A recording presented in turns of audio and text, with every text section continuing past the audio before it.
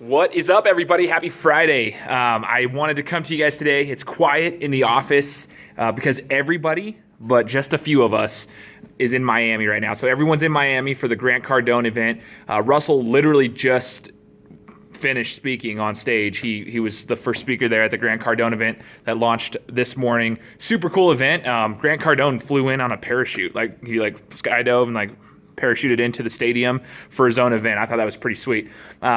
Super cool event. Anyways, I'm excited to talk to you guys today, though, because this challenge is still going. So while everybody's over in Miami, this challenge continues, okay? So we want you to go through the OFA challenge and continue to move. Today is a catch-up day, and the next 2 days are going to be the same thing because we're doing that for a reason.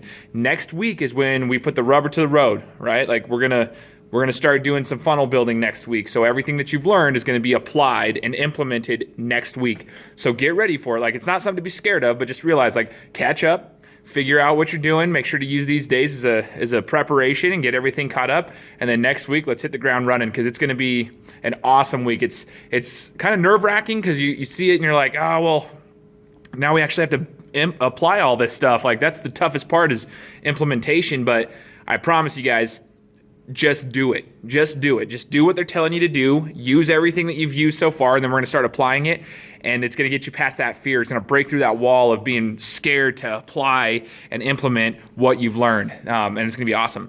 One thing I wanted to share with you guys is a little thing about storytelling. Okay, so storytelling is so important in sales. It's so important for whatever you're selling. And we're talking about origin stories, and I've talked to you guys about this already.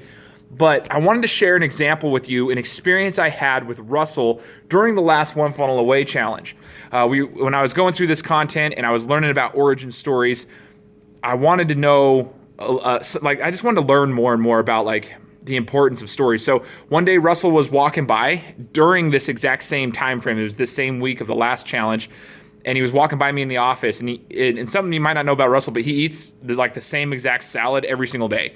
It's like a big, huge bowl of salad. We're talking huge bowl of salad, and there's specific things in there like fish and whatnot, and he has a specific type of green in there and all this stuff. So I asked him, I said, hey, Russell, what's the story behind that salad? Why do you eat a salad like that every day? He literally had a full-out story of why he eats that salad every day. The reason behind it wasn't just I just wanted to eat healthy. He goes through the entire story of who he heard it from, why he wanted to follow it, because that person was telling you what you needed to eat and the benefits of this ingredient and this ingredient and this ingredient. So he had a full-out story, and he goes, tell me, Shane, why do you have a fan at your desk every day? Why do you have a fan?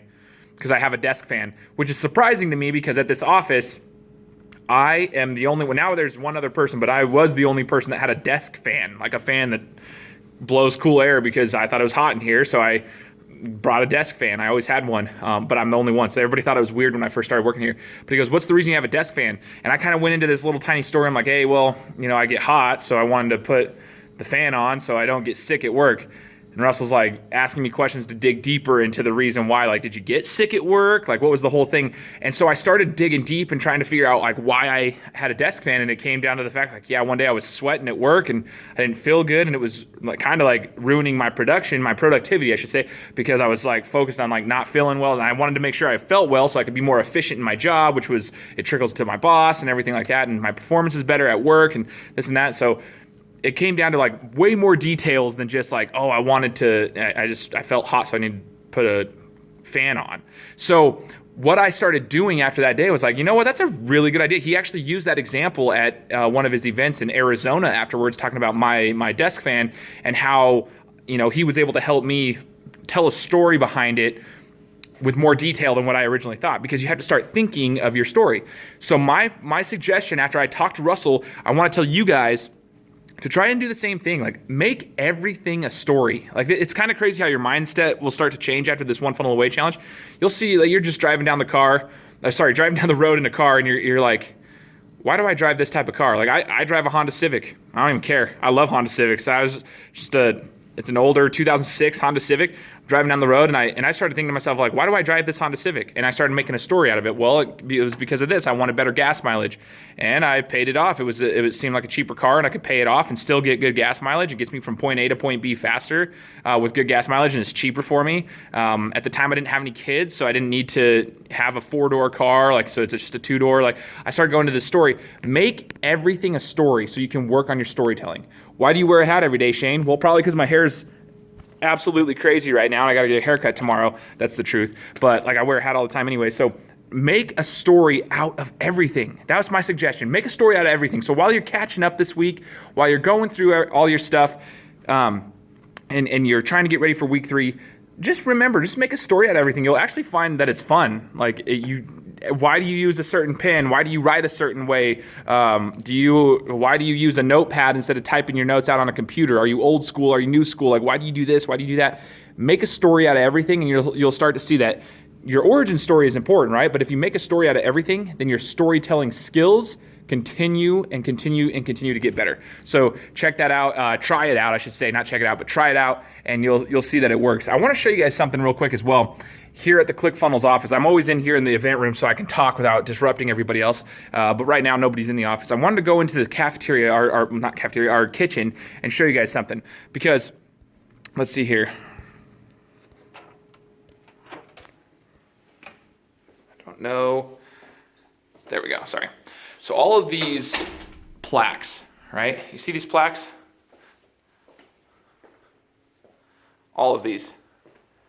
I want to show you what these are, okay?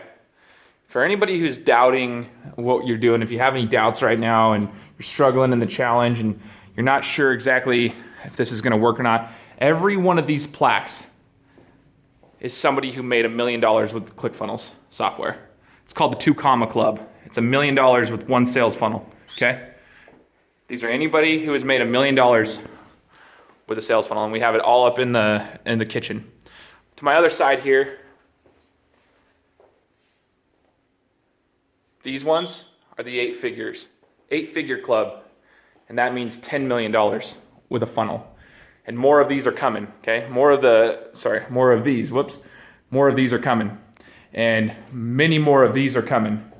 So just so you guys know, the system works. And that's what we're trying to get you to understand, is to believe and implement what we're teaching you guys so that you can get up here on the plaques too, like on the wall. We're running out of space in this office for our 2 Comma Club plaques, okay? We already filled out the hallway that's down on the other side of the office. So that's why we came into the kitchen, and now we're already running out of space. So trust the process and let's roll, okay? Trust the process. We'll talk to you guys next time. Get ready for week 3.